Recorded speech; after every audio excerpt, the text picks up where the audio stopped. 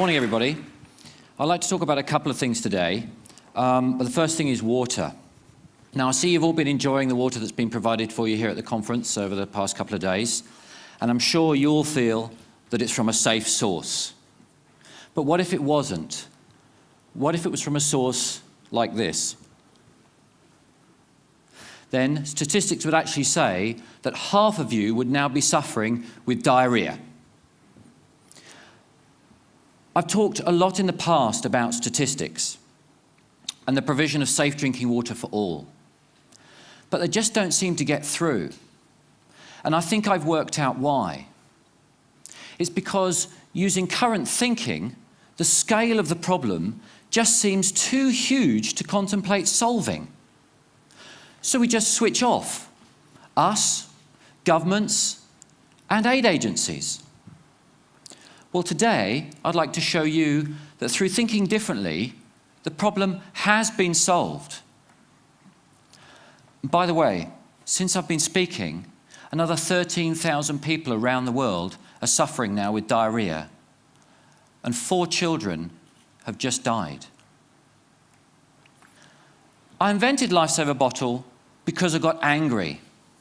I, like most of you, was sitting down the day after Christmas in 2004 when I was watching the devastating news of the Asian tsunami as it rolled in, playing out on TV. The days and weeks that followed, people fleeing to the hills, being forced to drink contaminated water or face death. That really stuck with me. Then, a few months later, Hurricane Katrina slammed into the side of America. Okay, I thought, here's a first world country, let's see what they can do. Day 1, nothing.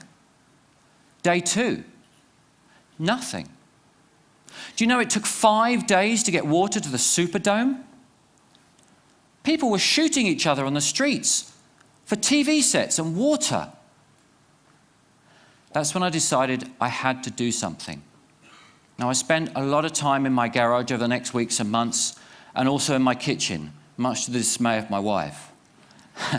However, after a few failed prototypes, I finally came up with this, the lifeSEVER bottle. Okay, now for the science bit. Before lifeSEVER, the best hand filters were only capable of filtering down to about 200 nanometers. The smallest bacteria is about 200 nanometers. So a 200 nanometer bacteria is going to get through a 200 nanometer hole. The smallest virus, on the other hand, is about 25 nanometers. So that's definitely going to get through those 200 nanometer holes. lifeSEVER pores are 15 nanometers. So nothing's getting through. Okay, I'm going to give you a bit of a demonstration. Would you like to see that? I spent all the time setting this up, so I guess I should. We're in the fine city of Oxford. So, someone's done that up. Fine city of Oxford. So what I've done is I've gone and got some water from the River Cherwell and the River Thames that flow through here, and this is the water. But I got to thinking, you know, if we were in the middle of a flood zone in Bangladesh, the water wouldn't look like this. So I've gone and got some stuff to add into it, and this is from my pond. Have a smell of that, Mr. Cameraman. Okay. Right, we're just going to pour that in there. Okay, we've got some runoff from a sewage plant farm, so I'm just going to put that in there. Put that in there, there we go. And some other bits and pieces. Chuck that in there. And I've got a little gift here from a friend of mine's rabbit. So we're just going to put that in there as well. Okay. Now, the lifeSEVER bottle works really simply. You just scoop the water up. Today I'm going to use a jug just to show you all. Let's get a bit of that poo in there. That's not dirty enough. Let's just stir that up a little bit.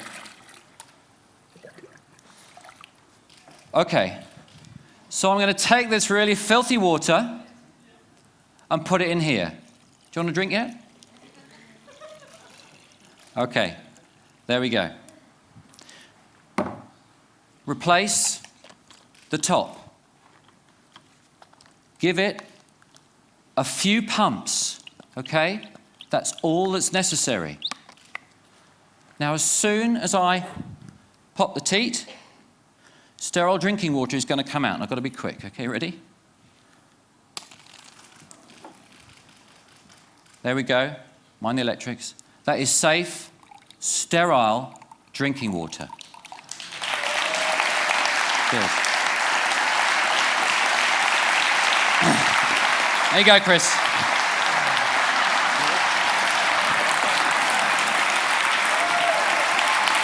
What's it taste of? Delicious. Okay. Let's see Chris's program throughout the rest of the show, okay? Okay. lifeSEVER bottle is used by thousands of people around the world. It'll last for 6,000 litres, and when it's expired using fail-safe technology, the system will shut off, protecting the user.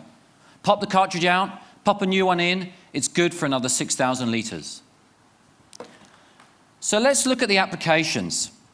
Traditionally in a crisis, what do? We ship water. Then, after a few weeks, we set up camps. And people are forced to come into the camps to get their safe drinking water. What happens when 20,000 people congregate in a camp? Diseases spread. More resources are required. The problem just becomes self-perpetuating. But by thinking differently and shipping these, people can stay put. They can make their own sterile drinking water and start to get on with rebuilding their homes and their lives. Now, it doesn't require a natural disaster for this to work. Using the old thinking of national infrastructure and pipework is too expensive. When you run the numbers on the calculator, you run out of noughts. So here's the thinking different bit. Instead of shipping water and using man-made processes to do it, let's use Mother Nature.